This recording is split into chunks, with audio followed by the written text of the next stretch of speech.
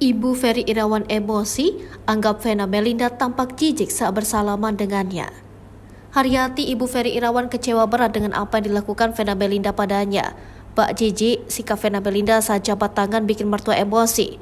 Ibu Ferry Irawan tak menyangka Vena Melinda bisa melakukan hal tersebut.